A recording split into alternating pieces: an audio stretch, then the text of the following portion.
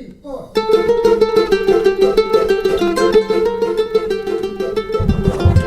Hi everyone, this is Jewish Talk, coming to you from Nassau Community College on 90.3 WHPC. We're also streaming on nccradio.org. This program is later archived on Spreaker.com. This program is repeated on Sunday evenings at 11 p.m. So hi there, my name is Rabbi Perl. Good morning, good afternoon, and good evening. This all depends on when you are listening or watching. Oi, Gewalt! Today, we can be seen on Facebook Live at WHPC. So, hello on the radio, hello online, and hello to the world. First, I'd like to remind everyone that next week, not this week, but next week, we'll talk about June the 11th through the 13th, is a Jewish holiday. It's called Shavuot. Shavuot in Hebrew, also pronounced Shavuos, is a 2-day Jewish holiday. This commemorates the date when God gave the Torah to the Jewish people at Mount Sinai more than 3,000 years ago. It is preceded by 49 days of counting in eager anticipation. Shavuot is celebrated through desisting from work, candle-lit dinners, staying up all night to study Torah, and to listen to the reading of the Ten Commandments in the synagogue. And of course, not to forget, enjoying dairy foods and other festivities. Shavuot is a 2-day holiday, beginning at sundown, following the 5th of Sivan, and lasting until nightfall of the 7th of Sivan. And this year would mean from June the 11th in the evening to the conclusion of June the 13th. In Israel, it is a 1-day holiday, ending at nightfall on the 6th of Sivan. What exactly does Shavuot commemorate? The word Shavuot, spelt in English Shavuot, or as Dr. Kilshevsky likes to say, Shavuos, means weeks. It celebrates the completion of the 7-week Omer counting period between Passover and Shavuot. The Torah was given by God to the Jewish people on Mount Sinai on this holiday of Shavuot more than 3,300 years ago.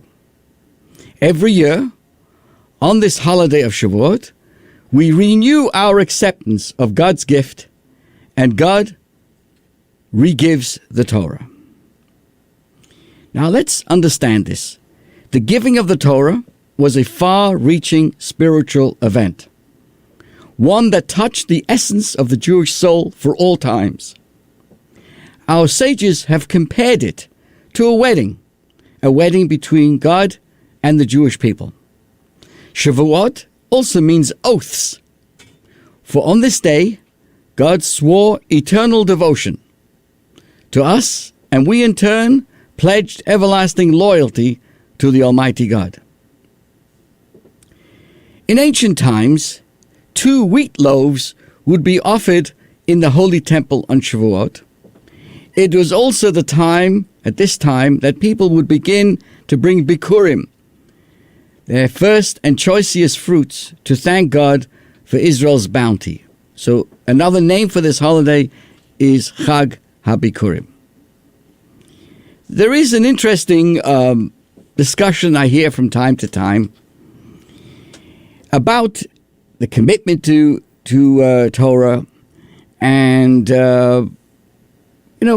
different reactions. And therefore, I'd like to share with you, somebody said to me, "It's easy for you, Rabbi. You were born religious." It's an argument I hear all the time. People will approach me at weddings and after funerals. They may stop me on the street and corner me in the supermarket and attempt to explain to me exactly why they can't accept more Judaism into their lives, because they just weren't born into it. Their parents didn't practice, they didn't attend a Jewish school, or weren't paying too much attention during religious classes. They can't read Hebrew fluently. They never felt comfortable in a synagogue. And they're sorry, but it's definitely too late to start now. So the question this morning is that true?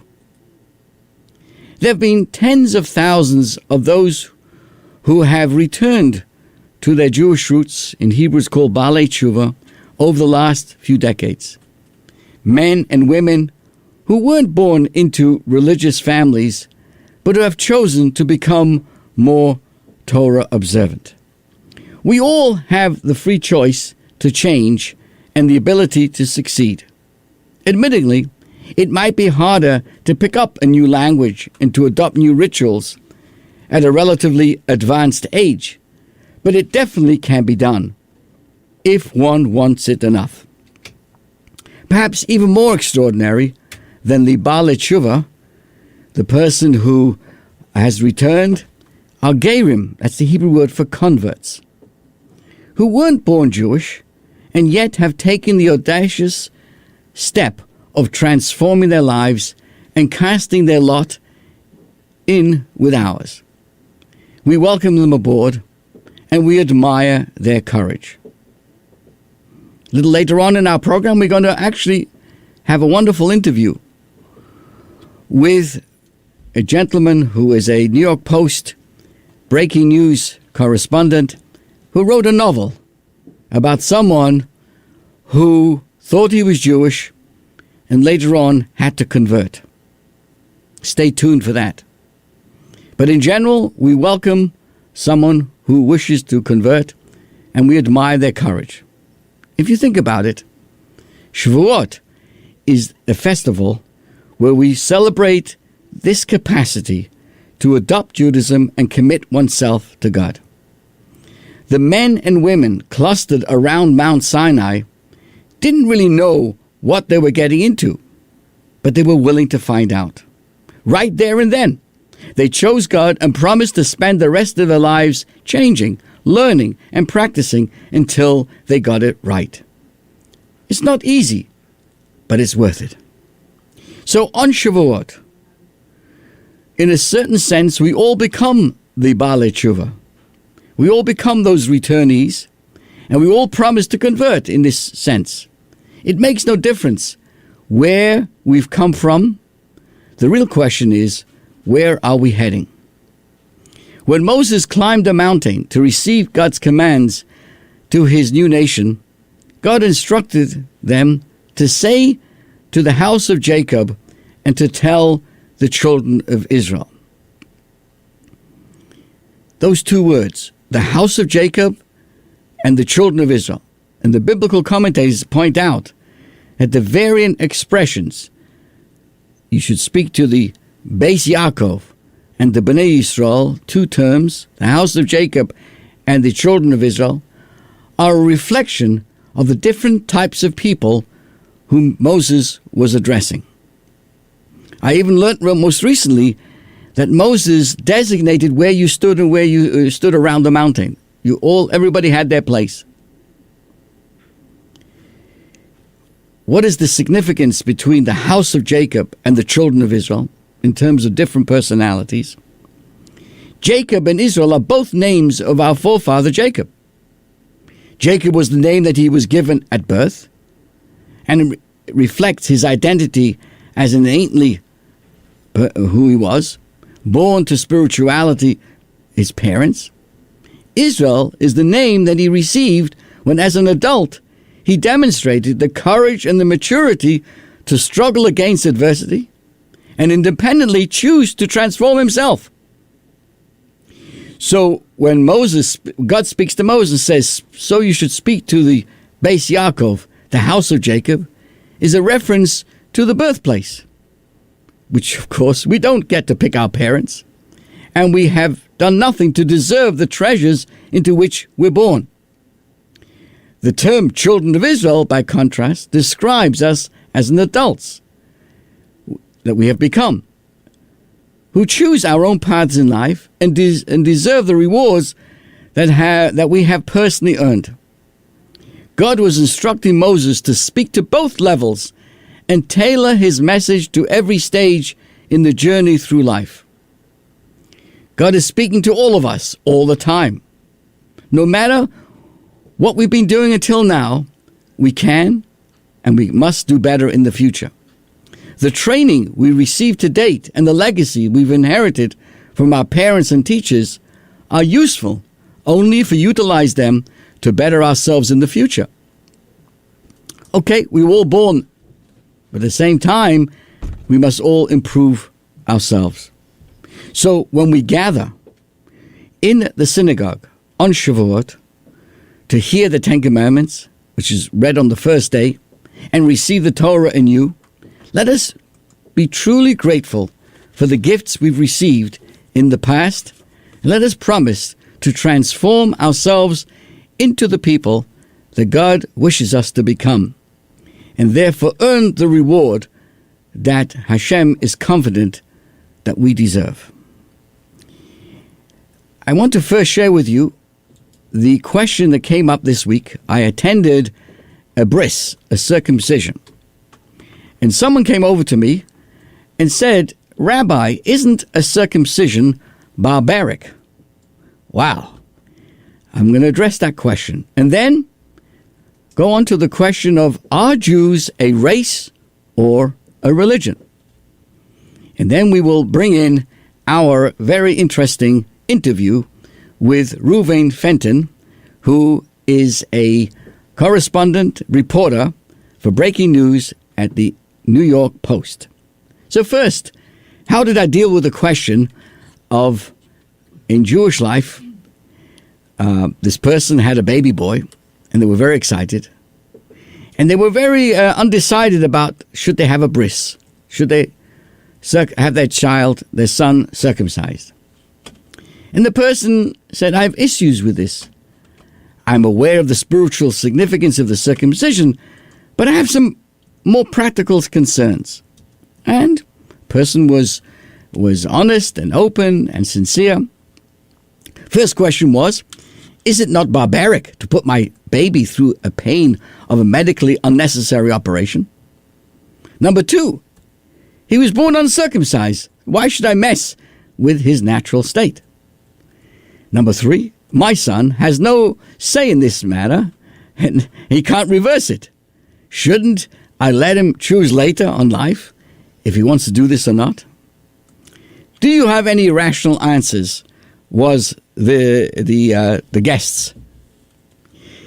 I'd like to share with you an answer. Imagine the following scenario. Your baby is born, healthy and well, but there's something unusual. He has 6 fingers on each hand. An extra little growth protrudes right next to each pinky. What would you do about it? Have the extra fingers surgically removed or leave them? After all, he was born that way, and he can live with 12 fingers. Maybe the child should be allowed to choose whether or not he wants his extra fingers later in life. Can you think of anything more barbaric than chopping someone's fingers off? And yet I suspect you would do what most parents have done in such circumstances. Better remove the extra fingers now, when it's relatively painless and quick to heal, than subject the child to feeling this, like an anomaly in his future life. He has no use for them anyway, and he would later resent the fact that his parents didn't remove them for him. And so, kind and loving parents will unflinchingly put their babies under the surgeon's knife. The short-term pain is worth it to avoid any long-term discomfort. All other concerns would quickly dissolve. What is called barbaric in one context is quite humane in another. If this logic works for removing extra fingers, a purely cosmetic operation, how much more so should it work in favor of the infinitely more meaningful act of circumcision? I'm not suggesting that being uncircumcised is the same as being 12-fingered, but for a Jewish child, there are several similarities. An uncircumcised Jew often feels like an outsider among his own people. He will always be a Jew, but may come to feel ambivalent about it, knowing that to actively embrace his Jewishness entails undergoing an operation, one that is minor at 8 days old, but quite a bit more daunting when done in adulthood. I have attended adult circumcisions, and it's inspiring when someone makes that choice. There are many Jewish people who came from Russia, from the Soviet Union period, and never had a bris, and therefore in the age of 40, 50, 60, whatever, even 80, they will do it. Obviously, it's a much bigger issue than doing it at the age of 8 days. The actual procedure is not such a big deal, but the decision to go through it is. So, putting all spiritual considerations aside, from a purely practical perspective, here is the equation. Leave your son uncircumcised, and you leave him with a psychological barrier to explore his own identity. Give your son a bris, and he loses more than a bit of skin, but he gains immediate entry into the 4,000-year-old covenant of Abraham. That is a gift you will never regret giving. Now, let's move on now to the question, are Jews a race or a religion? Are Jews a race or religion, or both, or neither? We are all of the above.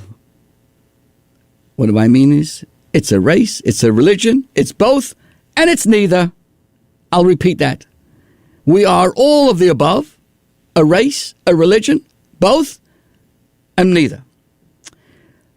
We're a bit complicated, and really quite simple. Jews are members of a religion called Judaism. We descend from spiritual trailblazers, Abraham, Isaac, and Jacob, Sarah, Rebecca, Rachel, and Leah, founders of a belief system around one God and moral living. Our nationhood did not start in a country, but in an idea. Our identity comes from the Torah. So being a Jew is clearly a religious thing. But if Jewishness is a religious identity, then a Jew who is not religious and doesn't believe in God or follow the Torah would no longer be Jewish. And that is not the case at all. A Jew is a Jew no matter what they do. This is not so in other religions. A Catholic who never steps foot in the church is no longer a Catholic. A Muslim who repudiates Islam is called an apostate. But a Jew who never goes to shul is called business as usual. You can't be part of religion if you don't practice it. Yet a non-practicing Jew is still a Jew, often proudly so, which implies that we're not a religion, but a race. Being Jewish is something you are born into, and it remains with you regardless of your actions or your beliefs. You can't rescind your ethnicity. So obviously, being Jewish is not a religious thing, but rather a racial thing. But is it? Is Jewishness racial? How is it that Jews are so ethnically diverse? We have pale Jews from Poland, dark Jews from Delhi, Jews who have their gefilte fish sweet, Jews who have their gefilte fish salty, and Jews who never have gefilte fish at all. What ethnic ties could possibly bind such polar opposites? And furthermore, if being Jewish is an ethnic thing, how is it possible to convert to Judaism? There's no such thing as changing ethnicity. You can choose to become a citizen of Greece, but you can't choose to become an ethnic Greek. Yet anyone who chooses to become a Jew by converting to Jewish law, the possibility of choosing Jewishness makes it seem like a religious identity. The impossibility of losing Jewishness makes it seem like an ethnic identity. So what is it already? It is both, and it's neither. Being Jewish is deeper than religion and deeper than race. Jewishness is your soul. It is a soul identity. You get a Jewish soul by being born to a Jewish mother or converting according to Jewish law. Whether by birth or by choice, once you have a Jewish soul, it is the deepest layer of your identity, and it never goes away. Fatik. You can deny that you're Jewish, you can ignore it, practice another religion or no religion at all, but you're still Jewish because your soul is. The color of your skin or the flavor of your gefilte fish can't change the fact. You have a Jewish soul, and every Jewish soul wants to be Jewish and live Jewishly. So on the surface, a Jew may seem disconnected from his Judaism, but beneath the surface, the fire of their soul is always burning. Jewishness sometimes gets buried under the layers of resistance caused by pain from bad experiences, fear of persecution, or just plain ignorance. But there is a little crack that appears in those layers. The light of the soul shines through it, and the Jew returns to Judaism. Every Jewish soul eventually comes home. It may take years, it may take generations, but we can't stay away from our Jewishness. It's not just a race we belong to.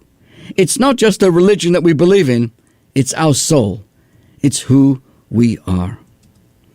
Ladies and gentlemen, allow me now to share with you a wonderful interview I have with Reuven Fenton. Ladies and gentlemen, welcome again. We are now having a special moment here in our program, and that is we're going to speak to an amazing individual. He is a correspondent or a reporter for the New York Post since 2007. We'd like to welcome to our program today Reuven Fenton. He has earned national recognition for his exclusive reporting on many myriads of national stories. In fact, Reuven, I hope later on in our program we'll share with us some of your recent trips to Israel as you cover the important stories of anti-Semitism and what you saw there. And today, we welcome you to share with us about your debut novel that you've written called GoyHood. And Reuven, please, we welcome you. Thank you for joining us and sharing with us this time. And you are a graduate of Yeshiva University and Columbia University School of Journalism. And please share with us the story of the novel that I know that is described by the Associated Press as a big-hearted novel about the enduring importance of faith and family. And as I've seen in the notes, a lot of fun and humor you put into the story as well. So welcome, Reuven, and give us a little bit of an overview of this beautiful novel. Well, first of all, thank you, Rabbi, for having me. It's a real privilege and a real honor. Thank you so much. This novel has just been a journey in so many ways. Writing it and the story itself is a journey. It's about two brothers. The core of the novel, it's a story of two twin brothers who couldn't be more different, who take to the road after discovering that something amazing, which is that all their lives they believed they were Jewish. One of the brothers took on a very almost extreme Orthodox life in the yeshiva world in Brooklyn, and then in their early 40s they discover that in fact they aren't actually Jews after all. There was a mistake, and that's all. There was kind of a convoluted mistake involving a falsehood that their mother told them about their origins. And, due to this crisis, they take to the road on a sort of journey of self-exploration to sort of come to terms with this existential crisis they're dealing with. Of course, one brother's, very religious and the other one is not at all. And so they handle it in different ways and they kind of play off each other. And over the course of the story, they really change as they come to certain realizations and understandings, really about the meaning of faith and about God and about really like the purpose of life and what we're here to do. I draw on certain, Hasidic concepts, particularly in the Chabad world, having to do with the value of participating in the world. And without giving too much of the plot away, my protagonist is a guy named Meir, discovers that essentially, he's lived his whole life cloistered in a yeshiva, not his whole life, but his whole adult life, cloistered in this yeshiva, learning Torah all day, every day, but not really being involved with his community or with the world at large. And he kind of discovers that by the end of the story, again, no spoilers, that he understands the value of being involved with the world and actually doing things for others and as opposed to just for himself. Go ahead. This is Reuven is fascinating. I think the aspect that also jumps out in the story is that his mother is the one who first tells him they're Jewish, and that inspires him to live the way you've expressed it. And then the what really inspired the mother or got it going was she meets up with a rabbi from Brooklyn known as Rabbi Kugel, very appropriate. I guess the best kugel is made in Brooklyn. But this rabbi is from Brooklyn, and she at that point tells them they're Jewish, and that passes on. But sadly, in the story as it goes on, it turns out that the mother commits suicide, and then in that suicide note spills the beans from the kugel over the cholent. But why? Does it ever come out why she ever misled her son or son? So it comes out through innuendo. It's not directly stated, but essentially the reader is led to sort of understand that this is a damaged woman. Her childhood, which I don't really get. I just kind of allude to certain childhood traumas and a difficulty in life that's led to a sort of chaotic personality. This is not a responsible woman. This is an impulsive sort of. She does not have it all together. Okay. And that's just clear from her actions in the story. And then one day, this rabbi introduces himself to her, and among a number of things that impress her about him, on top of his civility, and he's all put together, he's got a suit on, and he just strikes her as this special person somehow. They live in the deep South, and the types of people she normally associates with she's often kind of mingling with a lot of unsavory characters. So here comes along this young, respectful rabbi from Brooklyn who won't even shake her hand. Out of Shomer Nagia, the modesty, like, and she's so impressed by this guy who won't shake her hand. And then she develops a relationship with the rabbi and his wife, and actually ends up working for him as like kind of a secretary at their shul. And so ultimately the reason she gets involved with them in the first place is just because this Jewish couple gives her something that she's never had in her entire life, which is a sense of unconditional love and support. And so right away she's sensing that, she decides, oh yeah, we're Jewish, like, because she kind of wants to be a part of her impulse, because she gets very impulsive, is to seize on becoming part of that world, even though she's actually not really being honest about actually being Jewish. So she commits suicide, and in that note, the brothers find out when the mayor, or you call Marty, Mr. Marty, comes back from Brooklyn for the funeral, and he's thinking about what he has to say about his mother's funeral, and he ends up finding this note that the Rabbi Kugel gives it to him. I felt that, then of course, when he finds out he's not Jewish, and he's already at some point, he's already married, right? He's already married to a Sarah, and the whole question about shouldn't he say, and then there's a delay. The rabbi says you can have to convert. Now, I want you to know, Reuven, as a rabbi, Chabad rabbi here in Long Island, I faced these stories in real life, where children have found out later in life they were either like adopted children, or maybe, now becomes surrogate mother issues, and many issues now where people have found out later in life, maybe on the way to getting married, that they're not really Jewish, and they've spent time. So did this story is it based on some experience you've seen around you, or is it just, from your wonderful imagination?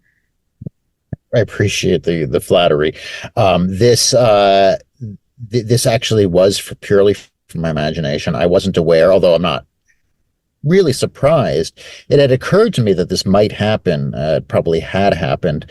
But really this idea just came from sort of a what if notion that struck me one day. Wouldn't it be wild? Wouldn't it be interesting if this happened to somebody, particularly somebody who was like so embedded in the yeshiva world, and in this particular type of yeshiva world, where the whole life revolves around Torah study. That he's a certain type of Jew that really emphasizes just day and night, all day, every day Torah study.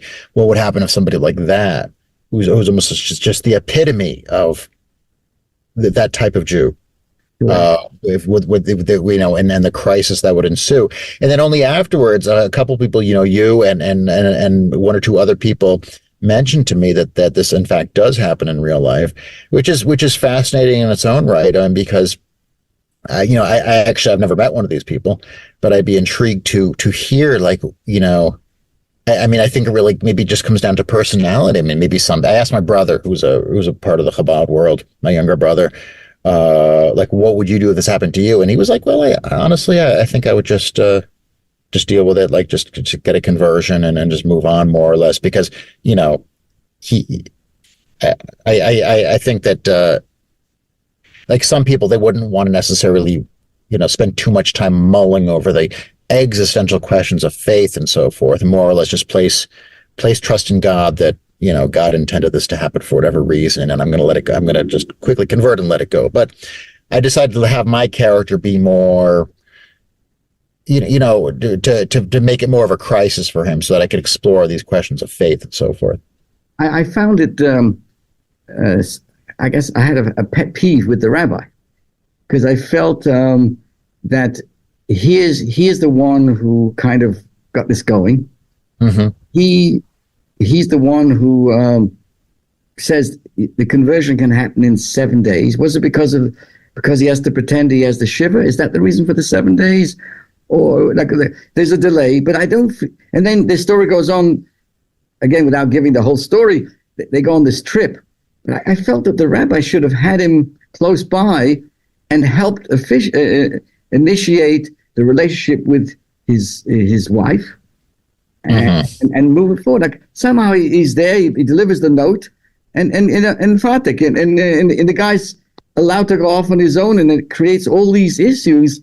His wife calls up, "How you doing?" She finds out that he's on this trip and he's not even dressed anymore like this yeshiva boy, and it runs against the whole relationship. Why wouldn't the rabbi? I would expect, it's just like in my experience, the rabbi has to step in and do a better job in helping this young man. Right. And I like your perspective, because you're coming at it like from the standpoint of somebody like, what would I do? And I assume that's what you would do, right? So in a novel, it's like like the whole there's the fuel of a novel is tension. They say you got to keep it tense. You got to keep the conflict going.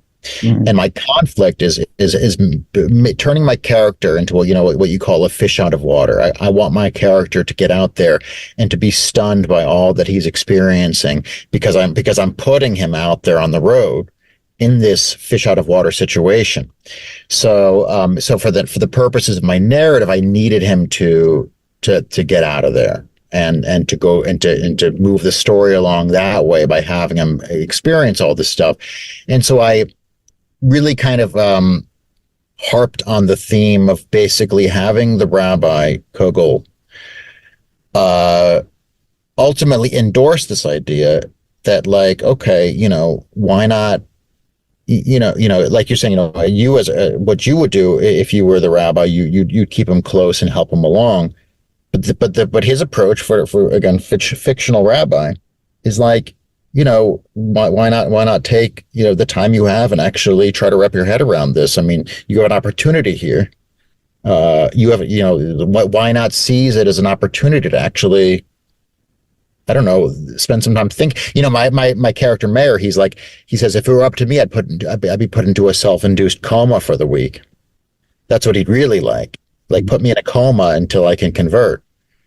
But Rabbi Kokel's like, no, okay, get out there and it feels to me also that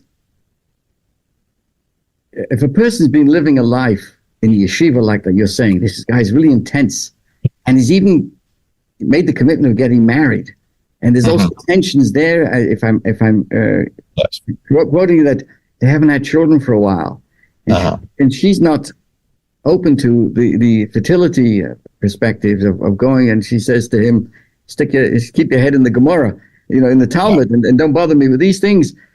My question is, it seemed that his whole commitment to learning and the depth of his was missing, that he even had a question. In other words, in 1 second, 1 minute he's a yeshiva boy, he's going back for his mother's funeral, and very quickly his other brother, David, can take him out on a Wild West kind of a trip that you call an Exodus style kind of trip. And in 1 second, he gives up his yarmulke, I mean, my question was, how committed was he to begin with that in 1 second it was out? Yeah. Well, there's a lot of different elements. There's a few different elements here going on. I mean, first of all, his brother David kind of traps him. He's like, listen, I got the money and you're coming with me on this trip. I mean, his brother basically all but forces him to go on the trip with him. And he's very reluctant that for the first, 100 pages of that trip, he's hemming and hawing and he doesn't want to come along. But also, keep in mind, he's not Jewish. He's the type of person who he doesn't know what to make of this this change in his life. He's like, I'm not a Jew. So like certain things he will not do, like he will not eat non-kosher as a non-Jew. But his whole is from his point of view, it's as if he's been picked up off the ground, thrown as high into the air as someone could throw like a rubber ball, and he just hits the ground. His whole life, as far as he's concerned, has been completely turned upside down. And plus, he's extremely anxious about, I don't want to give it away again too much about the dynamic between him and his wife, but that whole dynamic, he doesn't know what to do about, because she actually is pulling the strings a lot in an indirect way. She is pulling the strings as far as the decisions that he needs to make, because she's a very, very difficult woman. She's had her own baggage. She's had her own baggage as well. Yeah, she has a great deal of baggage, and some of which she doesn't understand. Because he's been living under a rock for so many years. But she has issues, and when all he knows is she's very fragile, very delicate. He has to figure out how he's going to let this. He has to figure out how he's going to break this news to her without her having a complete breakdown. And so all these things are just circling around his head. And so the decisions that he makes in the story aren't the decisions that he would normally make. He didn't have to make any decisions. Keep in mind, for the past 4 years, he hasn't even left his tiny little sliver of neighborhood Kensington, which I think is about a quarter mile. For 4 years, he hasn't even stepped outside the neighborhood of Kensington, Brooklyn. So, this is not a guy who's equipped to make any kind of big decisions right now. And so, his brother's this force of nature. You're coming with me. This is going to happen. And then Rabbi Kogels kind of gets in on it. Yeah, I think this is a good idea. So the mayor's like, he's being pulled directions that he has no control over, in a sense. There's another part of this as well, that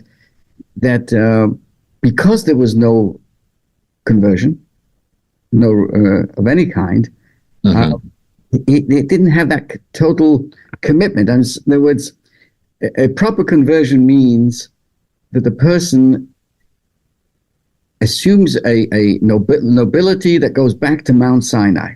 Right. And part of that process is to give that person a soul that all the Jewish people received at Mount Sinai. So a conversion means a commitment to that.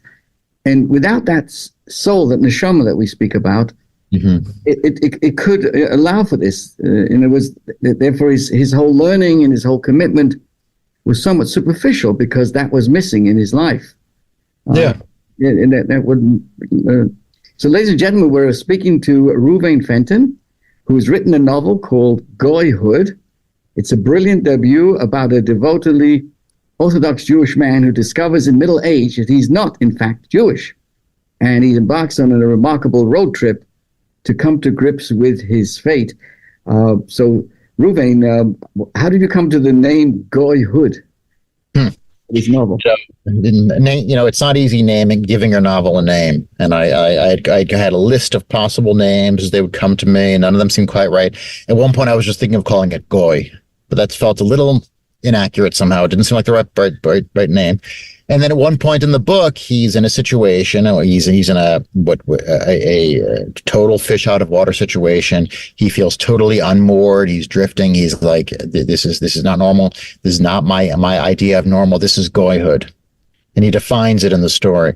GoyHood, which is basically the feeling of a sense of being just unmoored, and that's his interpretation of where he is in that life. And the word GoyHood came to me in that scene as what he's thinking at that moment, and then that became the name of the book. I knew right then that should be the name of the book, because that is, and it also and because it also plays on the theme of boyhood, which is a major theme of, because he and his brother are going back to boyhood by reconnecting like who they were as children.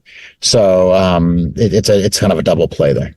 And I also felt it like he's a member of the hood, of the Kensington hood, Brooklyn hood, and nevertheless he's still an outsider. He ends up being not a part of it. Really, this experience that he has made him outside of it. He's there, but he's not there. He's like in two worlds at the same time. Which of the characters do you relate to most? Which are the ones that you had the hardest to deal with? It's funny because the two brothers who are David and Mayer, like David is this kind of hedonistic, totally material, absorbed in well, if you want to get like into kind of Kabbalistic, Hasidic, thought, it's like, you talk about the animal soul and the godly soul, which to me, the two brothers represent. And they also represent a certain dichotomy within me. I've always had, a very, very defined, I don't want to say a struggle, but a conflict, you might say, between, my animal soul and godly soul, which most people have. And so actually, really, the two brothers I relate to equally as being kind of offshoots of me and my personality. And so that's good.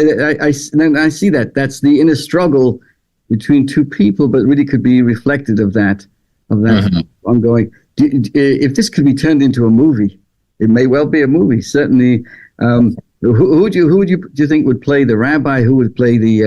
Oh my goodness! What role would you play if you were in your own casting?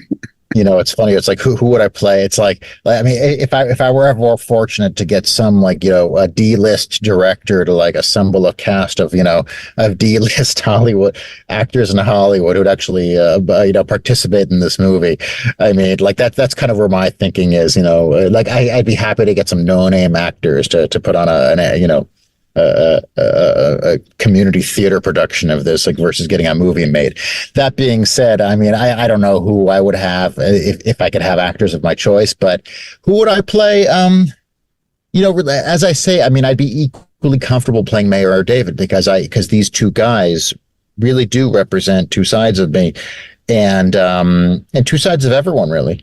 And together, I do think that they form a single individual.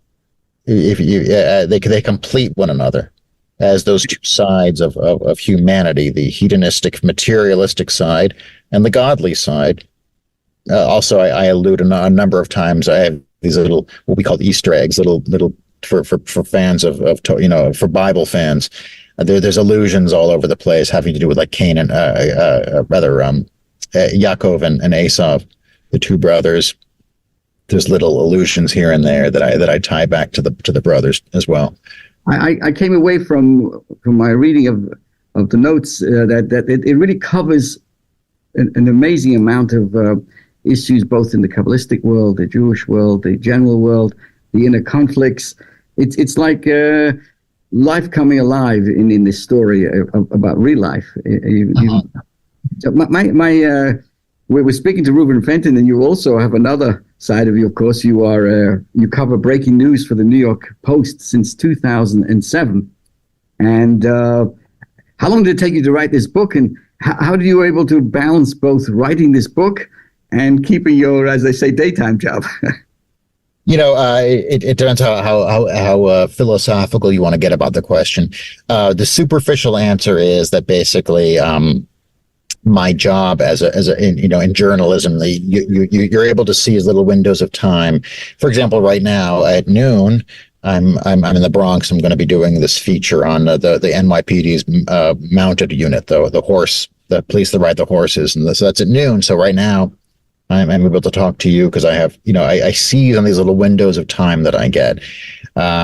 It's amazing how many windows of time one has during the day that they can do things. I've really, really come to embrace that. I don't waste much time. I really, really don't. I multitask a lot. And it's rare that I ever do anything leisurely. I spend hardly any time being involved in leisure. So, and if I am involved in leisure, usually there's some constructive aspect to it involving like let's say my kids, or there's something that benefits somebody, outside of just simply reclining. It's wonderful because you're reminding me the Lubavitch Rebbe often spoke about success in time. And he always brought the example of the Rashba, one of the great classical commentators, who was, as you said, multitasking. He was a yeshiva dean in the yeshiva. He wrote questions and answers to people around the world. He was a doctor. He had all kinds of students. And yet he was able to find a half an hour a day to take a walk. And the question was, what was the worth of that? And how did he do that? And the answer was that whatever he was doing with full force. When he was a doctor, he was a doctor. When he was teaching, he was teaching. That's the successful time. And you said it so beautifully that if you use your time with quality, you have plenty of time, right? What do they say? If you want something done, you give it to a busy person, right? And you have that ability. Now, if I might add, you mentioned the Rebbe. I think before you mentioned the Rashba, you mentioned the Rebbe, the Lubavitch Rebbe, right? Yes.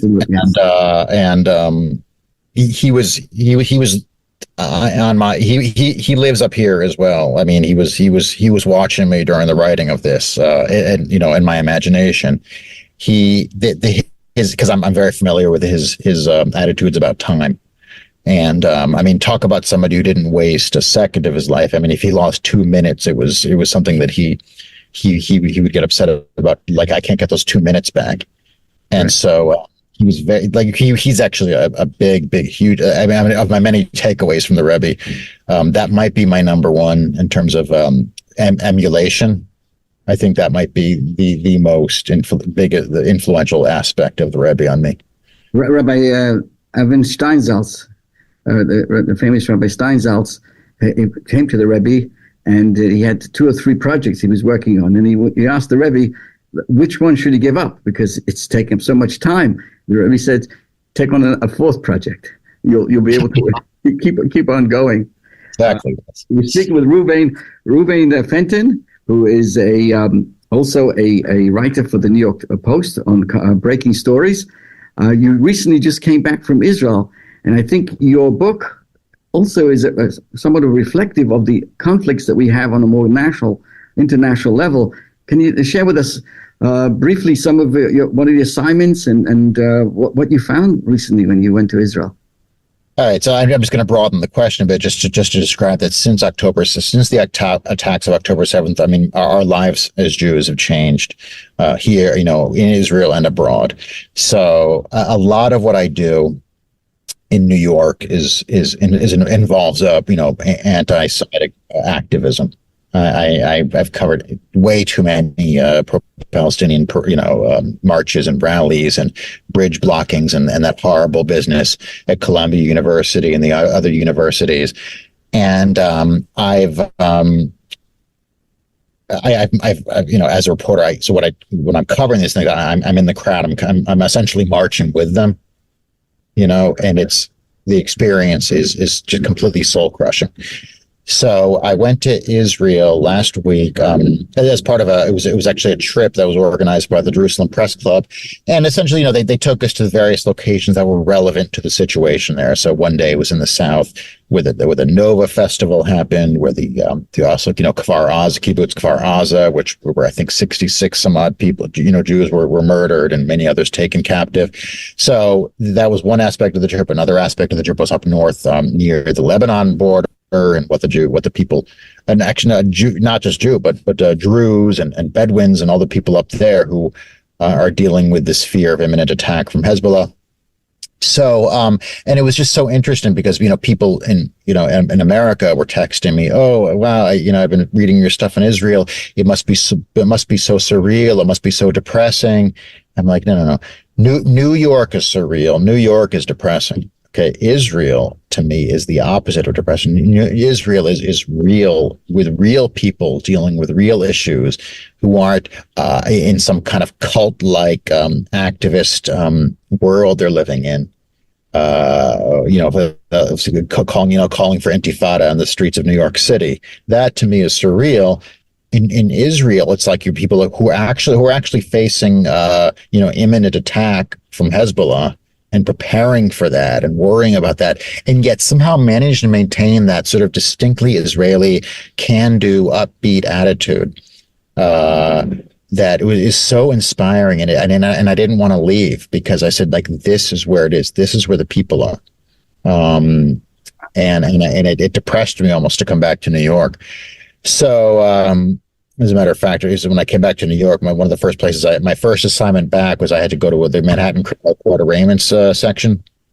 And there was like a whole big group of pro-Palestinian, activists with that black and white Palestinian keffiyeh around their neck and their hair dyed pink and just like acting like the people that they are. And I said, just get me out of here.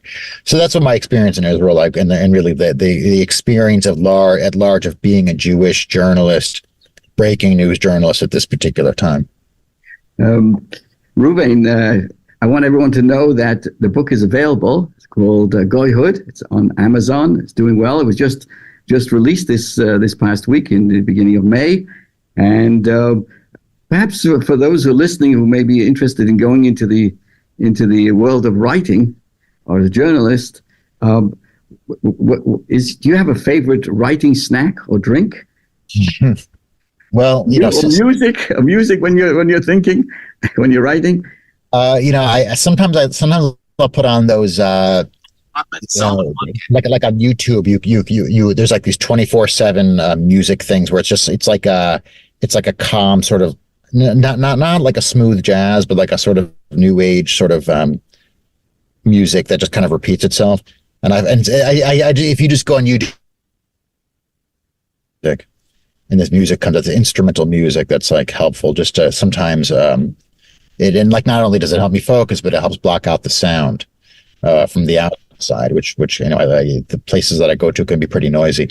As far as snacking, I mainly just try to eat healthy these days. So it's like I eat a lot of almonds and I drink a lot of coffee, which you can't on the usefulness of coffee. How did you celebrate the ending of your book in a particular way? Did you make a kiddush or something? Did you get an aliyah, or did you do anything special? There's been no celebration because every step is just opens the door to like more challenges. Writing is hard, but also getting published is hard. Actually, if anything, when I completed the book, I became full of anxiety because I said, okay, now I have to pitch this out to literary agents and get reams and reams of rejections, which I sure enough did. Luckily, I did get one agent, and he went through the same process of pitching out to publishers, getting rejected, until he ultimately found a publisher who loved the book and wanted to publish it. But the bottom line is, there's been no celebration yet, and in a way, I think that's appropriate. I think that so there are things I guess you would want to change in the publishing industry if you had a chance to.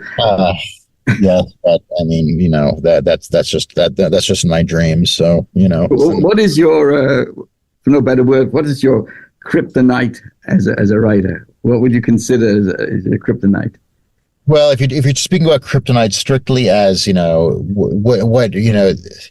I mean, the writing process is its own kryptonite because it's not pleasurable. There was the famous writer Dorothy Parker who said, something to the effect of famously quoted, I hate writing, but I love having written.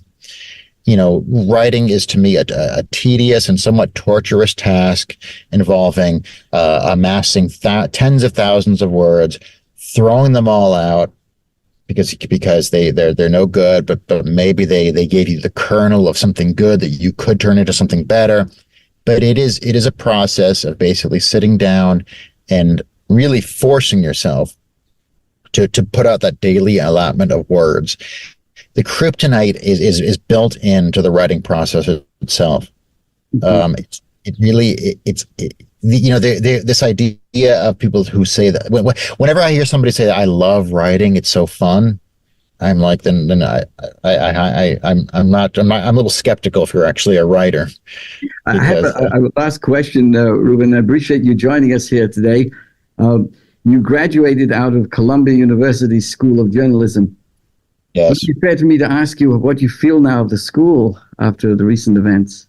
It's funny you mentioned this because I was going to say this in the beginning. I think you pointed out my having graduated there when you first started speaking. You said he graduated from Yeshiva University and then from Columbia School of Journalism, and that's in my bio. That's on the book jacket. And if I could do it over again, I would actually have seriously considered just taking the whole Columbia thing off the jacket and just saying I'm a graduate of Yeshiva University. I'm so, because Frank, and I've done it, by the way, this isn't entirely a 180 for me. I used to be I don't mind saying this. I used to be slightly embarrassed about saying I went to Yeshiva University and that all just came back to my personality and who I am. And I was, I've always been a little, very, very self-conscious about my Judaism for reasons that are too complicated to get into right now. I never wanted to broadcast my Judaism. October 7th has totally changed that. It's like I want everyone, and I never even would have considered putting Yeshiva University on a book jacket. Like that would have been something that I wouldn't really want to admit to because, again, it's just something that it's complicated why. But now on total 180, like I don't want people knowing I went to Columbia. I have any kind of Columbia degree. The school just embarrasses me. It shames me. I don't think, I think if you're Jewish, choose yeshiva over Columbia. This book is available, ladies and gentlemen. Please go on Amazon. It's called GoyHood, GoyHood. And in conclusion, Reuven, what do you hope readers will take away from your book? What would be the lasting message you want your readers to walk away with? Well, the lasting message, I think, is the book has a few themes and messages, but the one that I think is the biggest takeaway for me, at least, is what I was talking about earlier. Don't cloister yourself to the extent that you're cutting off the world around you. In other words, this is whether you're Jew or Gentile, don't make your emphasis strictly on personal gain. Okay, don't make it about how much money can I amass. Like think about what can I do with that money towards improving people's lives. If you're a Jew, and I don't want to, it's not for me to dictate, but don't emphasize the entirety of your life around what's called sahar, which is like basically points that will get you into a better seat in heaven. Focus on what you can do in this world towards mingling with the people around you and seeing what you can do to improve their lives, because that's really the purpose of us being here, is to participate in the world and to do our part towards perfecting the world in any way that we using the unique skills and talents that have been bestowed upon us. So participate is really the takeaway from the book for me. Wonderful. Make a difference in this world, making this world into a home and abode where God feels comfortable. Exactly. Thank you. We want to thank Reuven Fenton for joining us, and go out there to Amazon, check out the book called GoyHood, and you'll learn so much, and of course there's so much meaning. Thank you so much. So thank you so much, Reuven, for the inspiring interview, and of course what we can learn, and it's really worth looking into. Reminding everyone, June 11th and 12th is the holiday of Shavuos. Looking forward to talking more about that next week. Again, have a wonderful, safe week. Shalom! and Am Yisrael Chai.